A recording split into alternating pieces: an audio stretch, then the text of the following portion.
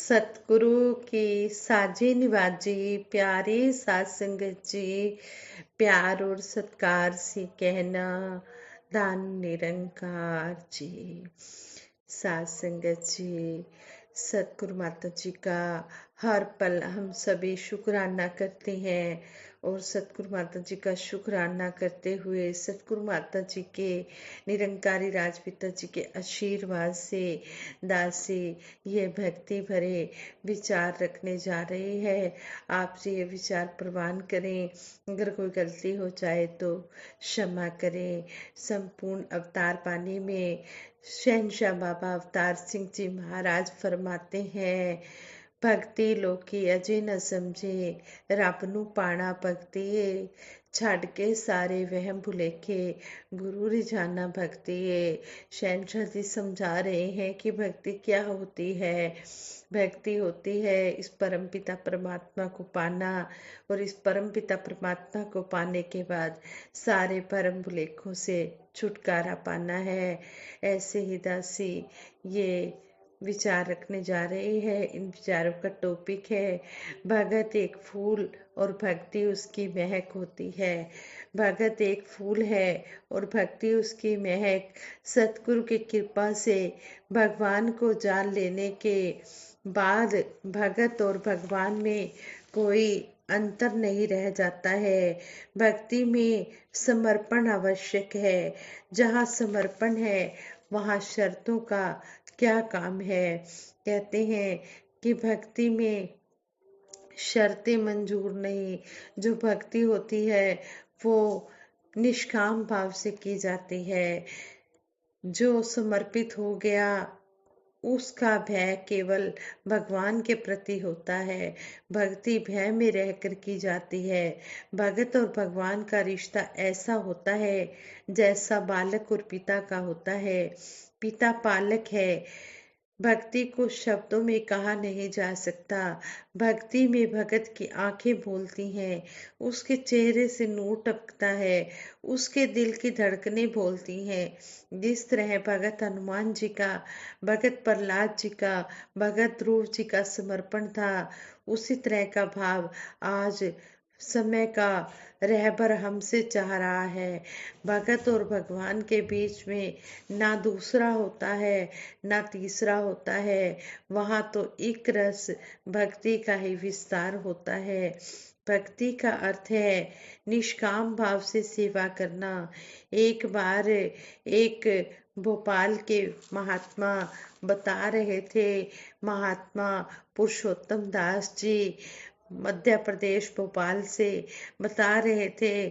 कहते हैं एक बार दास को महात्माओं ने संत निरंकारी पत्रिका की कुछ प्रतियां देकर कहा, जाओ इन्हें अलग अलग कार्यालयों में अधिकारियों कर्मचारियों को सम्मान पूर्वक देकर आओ। दास नगर निगम सहित कई सरकारी कार्यालयों में गया और आदर पूर्वक पत्रिकाएं दे आया। परिवार चलाने के लिए दास एक छोटी सी दुकान चलाता था और जब पत्रिका वितरण की सेवा आती, पत्रिका बांटने की सेवा आती तो खुशी खुशी दास उस सेवा को निभा कर आता था। दास ने सत्संग में यह सुना था कि सेवा छोटी या बड़ी नहीं होती, सेवा सेवा होती है और सेवा का बीज समय पाकर उगता अवश्य है। बस बिना फल की कामना के सेवा करते जाना है। दास जिन अधिकारियों को पत्रिका देकर आता था उनमें से एक अधिकारी ने दास के बारे में पता किया और एक दिन दास को अपने ऑफिस में बुलाकर फैमिली का हालचाल पूछा। दास ने अपनी सारी स्थिति बता दी तो उन्होंने दास को अस्थायी रूप से सरकारी सेवा में लगा लिया। बाद में दास को परमानेंट जॉब मिल गई। बाद में दास को स्थायी तौर पर जॉब वहां पर मिल गई। शुक्र है सतगुरु का, जो किसी भी घट में बैठकर अपने सेवक के कार्य संवार देते हैं। आज दास अनुशासन मर्यादा में रहकर जॉब कर रहा है, साथ ही पत्रिका बांटने का यह काम भी लगातार और खुशी खुशी किए जा रहा है। सतगुरु की कृपा से ही परमात्मा का बोध हुआ है और सेवा सिमरन सत्संग करने की प्रेरणा मिली है। जीवन की हर मुश्किल सतगुरु की कृपा से ही आसान हो गई है। दास तो अपने जीवन की हर कामयाबी का आधार भक्ति की शक्ति को ही मानता है। जो सतगुरु पर विश्वास कर जाते हैं वही सही मायनों में भगत होते हैं। तो भगत हर पल सतगुरु के आगे यही अरदास करता है कि जो भगत बनाया है तो भक्ति भी बख्शना, ये प्यार निभाने की तू शक्ति भी बख्शना। हम तो तेरे प्यार में दीवाने हो गए हैं, अपनी हमें कोई सुध नहीं रही है, हम तुझ में खो गए हैं। जब ऐसे भाव भगत के बन जाते हैं तो सही मायनों में ऐसा भगत ही भक्ति कर सकता है। इस तरह हमें भक्ति के बारे में शहनशाह जी समझाते हैं कि भक्ति लोकी अजे ना समझे, रब नू पाना भक्ति है, छड़ के सारे वहम भुलेखे गुरु रिझाना भक्ति है। एक नू मनना, एक नू तकना, एक नू पाना भक्ति है, बाकी सारे कर्म छोड़ है कर्म कमाना भक्ति है। बेरंगाए बेरूपाए पाणी जो फरमाया है, कहे अवतार में हूँ बहुए, रमे राम नू पाया है। हमें सतगुरु ने इस निरंकार के दर्शन करा दिए हैं, हम पर बहुत बड़ा एहसान किया है। सतगुरु दे लड़ लगे जड़ा उसनू आंदी तोट नहीं। शहनशाह जी शब्द द्वारा भी समझा रहे हैं कि जो सतगुरु का सहारा ले लेता है उसे किसी प्रकार की कोई कमी नहीं आती। सतगुरु दे लड़ लगे जड़ा उसनू आंदी तोट नहीं, अंदरों बाहरों सच्चा सुच्चा पाक साफ कोई खोट नहीं। ऐसा भगत जब अपने आप को सतगुरु के चरणों में समर्पित कर देता है, उसे भक्ति की समझ आ जाती है, तो वो अंदर बाहर से पाक साफ हो जाता है।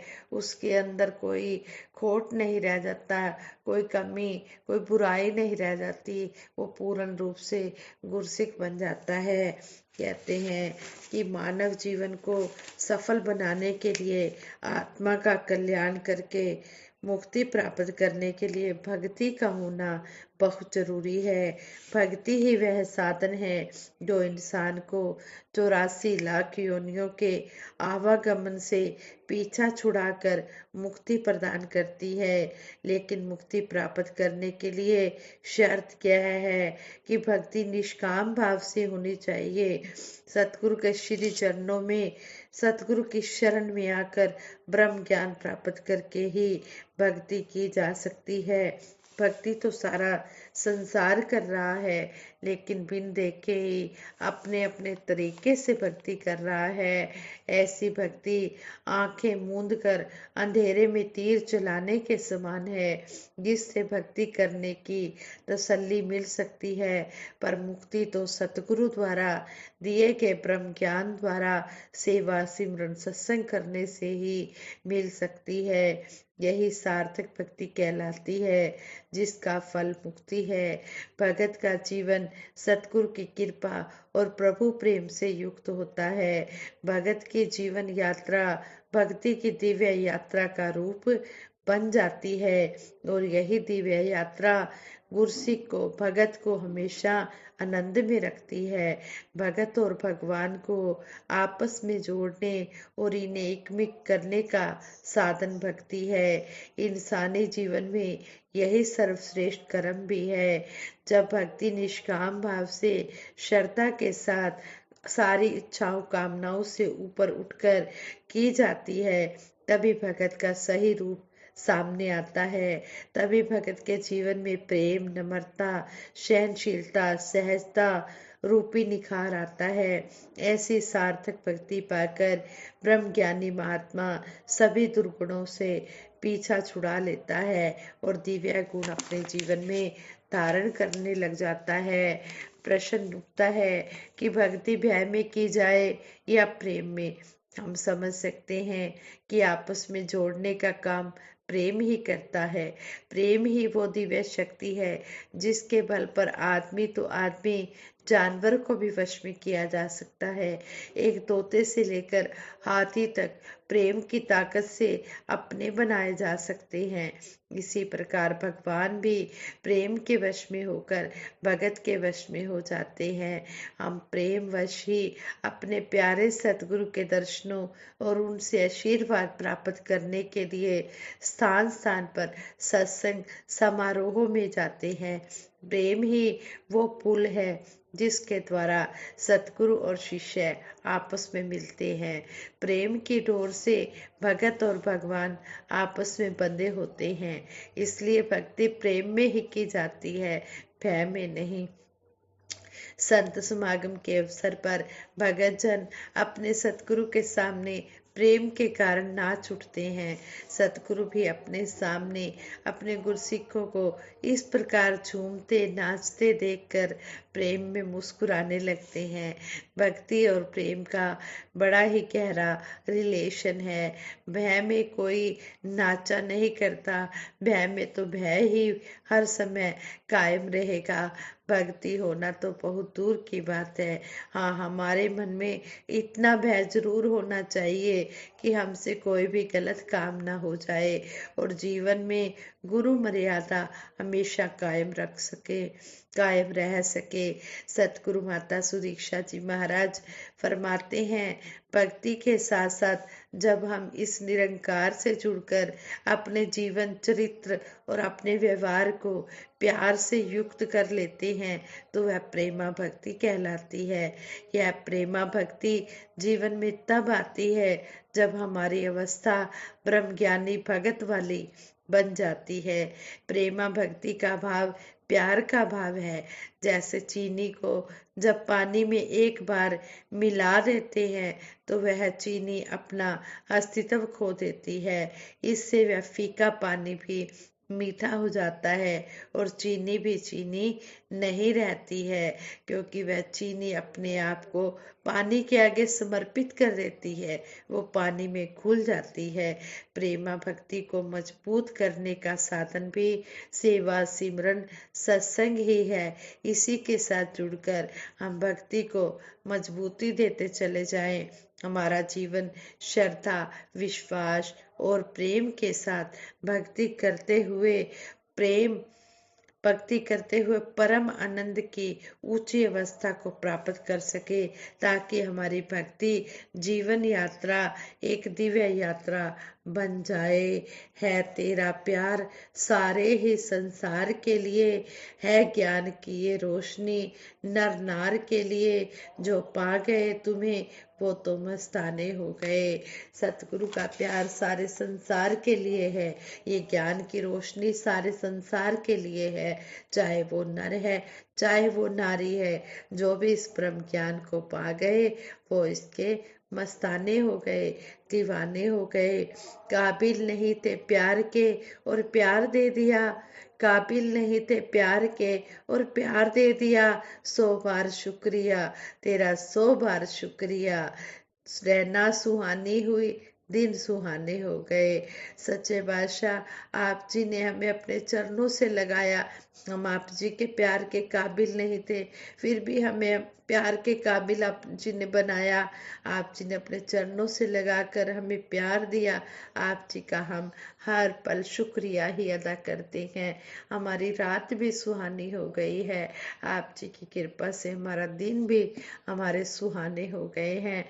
इस तरह हम आपके प्यार में दीवाने हो गए हैं। अपनी रही न सुध हमें, हम तुझ में खो गए हैं। हे मेरे मालिक दीनदयाल, इसी तरह आप जी हर एक को खुशियाँ देते रहना, हर एक को इसी तरह ब्रह्म ज्ञान के साथ जोड़ के रखना। और जिस तरह आप जी ये खुशियाँ सारे जहाँ में बांट रहे हो, सच्चे पातशाह इसी तरह ये सारे जहाँ में खुशियाँ बांटते रहना। यही आप जी के चरणों में अरदास है, बेनती है। कोई भी जन इस ब्रह्म ज्ञान से वंचित न रहे। आप जी के चरणों में बैठकर आप जी के चरण रज लेता हुआ इस ब्रह्म ज्ञान के साथ जुड़कर अपना लोक सुखी और परलोक सुहेला कर जाए। सारे संसार के ऊपर इतनी खुशियाँ देना मेरे मालिक, किसी को कोई भी कमी ना रहे। खुशी इतनी दे दो कि कोई कमी ना रहे। संगत जी दासी से विचार करते हुए बहुत सी गलतियाँ भी हुई होंगी, उन गलतियों के लिए भी आप जी क्षमा कर देना। और इसी तरह अपने चरणों से लगाए रखना। सारे परिवार सहित दासी आप जी के चरणों में जुड़ी रहे और सभी के सुखों की सतगुरु निरंकार के चरणों में अरदास करते हुए दासी सभी के लिए सिमरन करवाएगी। सभी ने मिलकर सिमरन में साथ देना है।